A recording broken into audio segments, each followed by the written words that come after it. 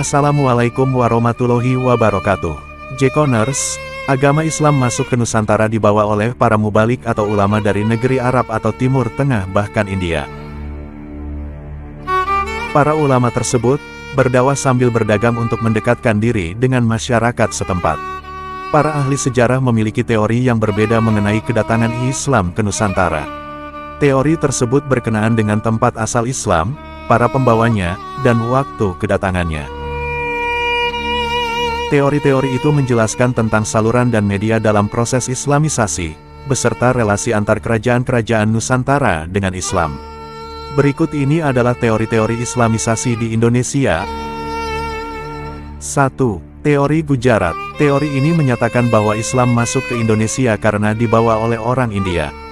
Adapun teori Gujarat dikemukakan oleh Pijnapel pada 1872, dan dikembangkan oleh Snow Hurgronje. Pijnapel mengatakan bahwa penyebaran agama Islam ke Indonesia disebabkan oleh orang-orang Arab yang sudah lama tinggal di Gujarat, India. Menurut mereka, Islam masuk ke Indonesia sejak awal abad ke-13 Masehi, bersama dengan hubungan dagang yang terjalin antara masyarakat Nusantara dengan para pedagang Gujarat, yang datang dengan jalur Indonesia Cambai Timur Tengah Eropa. Sebagaimana Asyumardi Asra menulis dalam buku Renaissance Islam Asia Tenggara Sejarah Wacana dan Kekuasaan, mengenai uraian dari Hurgronje, berdasarkan terjemahan Prancis tentang catatan perjalanan Sulaiman, Marco Polo, dan Ibnu Battuta, ia menyimpulkan bahwa orang-orang Arab yang bermazhab Syafi'i dari Gujarat dan Malabar di India yang membawa Islam ke Asia Tenggara. Hurgronje menyebut bahwa pada abad ke-12 Masehi merupakan awal penyebaran Islam di Nusantara, dengan menunjuk India sebagai tempat mula datangnya Islam ke Indonesia. Bukti dari teori tentang masuknya Islam di Indonesia didukung oleh beberapa bukti. Bukti tersebut antara lainnya adalah batu nisan Sultan Samudera Pasai Malik As-Saleh 1297 dan batu nisan Syekh Maulana Malik Ibrahim di Gresik yang memiliki kesamaan dengan batu nisan yang berada di Cambai. Keterangan Marco Polo dari Venesia, Italia, yang pernah singgah di Perlak Perurelak tahun 1292. Ia menceritakan bahwa di Perlak sudah banyak penduduk yang memeluk Islam dan banyak pedagang Islam dari India yang menyebarkan ajaran Islam. Meskipun memiliki bukti, tetapi teori ini juga memiliki kelemahan. Kelemahan dari teori Gujarat antara lainnya adalah masyarakat Samudera Pasai menganut mazhab Syafi'i, sementara masyarakat Gujarat lebih banyak menganut mazhab Hanafi.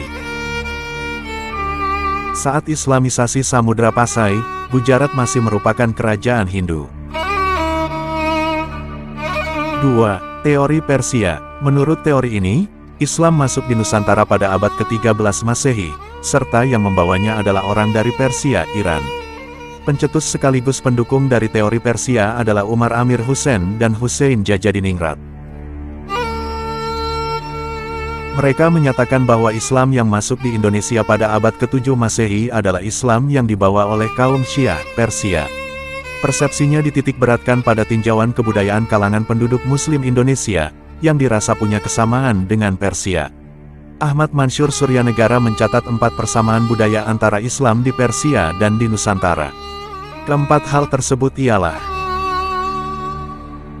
peringatan tentang 10 Muharram atau Asyura atas meninggalnya Hasan dan Hussein cucu Nabi Muhammad yang sangat dijunjung oleh orang Syiah Islam Iran. Adanya persamaan antara ajaran Al-Halaj, tokoh Sufi Iran dengan ajaran Syekh Siti Jenar.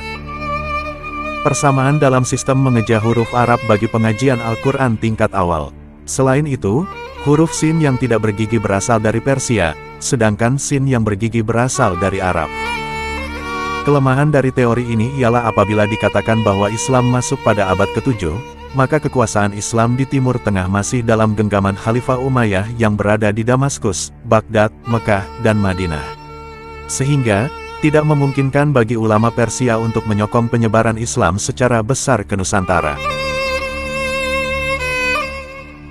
3. Teori Mekah. Teori Arab atau teori Mekah adalah teori yang dianggap sebagai teori paling kuat bahwa teori Mekah merupakan Islamisasi yang berasal dari Arab.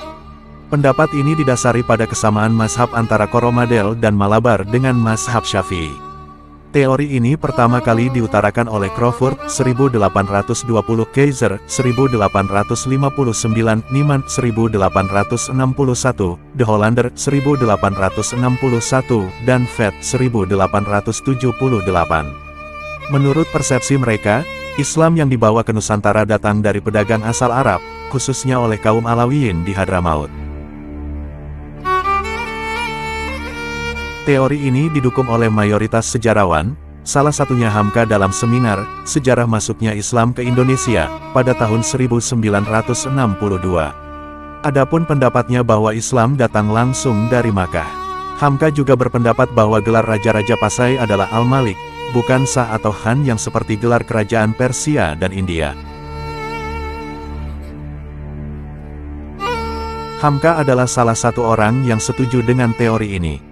Selain alasan kesamaan mazhab, ia menyatakan ada tulisan dalam berita dinasti Tang yang memberitahu tentang pengusaha dari Arab yang telah tinggal di pantai barat Sumatera sejak abad ke-7 Masehi. Yang mana sudah ada perjanjian bisnis produk kapur antara pribumi dengan saudagar Arab. Sebagian besar dari pedagang Arab disebut datang dari Yaman, Hadramaut, Oman Selatan dan Tenggara.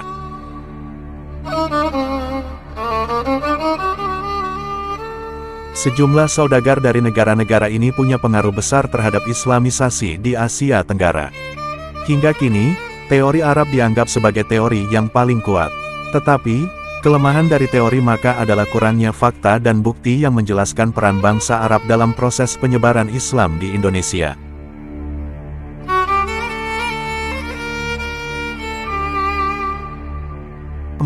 Teori Bangladesh. Teori Bengali atau teori Bangladesh merupakan teori yang didasari oleh orang-orang yang keturunan Bengali. Teori ini dinyatakan oleh S. Ki. Fatimi dengan berpendapat bahwa ia mengaitkan seluruh batu nisan yang dipasai seperti batu nisan Maulana Malik Al-Saleh itu berbeda sepenuhnya dengan batu nisan yang terdapat di Gujarat.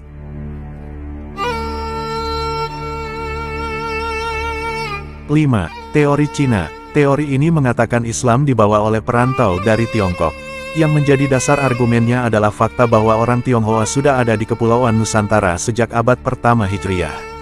Teori ini dikembangkan oleh ahli Kong Yuanzi, dan didukung pula oleh Hamka. Keduanya mengambil dari buku populer di kalangan sejarawan Barat dan Timur, yakni yang ditulis oleh Ma Huan dan Fei Xin. Dalam buku tersebut menyertakan perjalanan Cheng Ho, seorang Muslim Tionghoa ke berbagai daerah Asia, termasuk Indonesia. Selain itu, Sumanto Al-Qurtubi menyatakan bahwa dalam catatan dinasti Tang 618–960 Masehi, di daerah Kanton, Zhangzhou, Quanzhou, dan pesisir Tiongkok bagian selatan sudah terdapat penduduk Muslim yang menetap. Slamet Mulyana dan Sumanto Al-Qurtubi menjelaskan bahwa Islam masuk ke Indonesia sebab dibawa oleh perantau Muslim Cina yang datang ke Nusantara.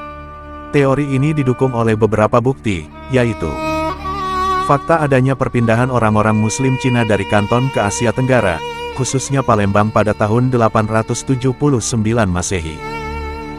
Adanya masjid tua dengan model bangunan Cina di Jawa. Raja pertama Demak, Raden Patah yang berasal dari keturunan Cina. Gelar Raja-Raja Demak yang ditulis menggunakan istilah Cina. Semoga cerita ini dapat menghibur dan dapat menambah wawasan Jekoners. Wassalamualaikum warahmatullahi wabarakatuh.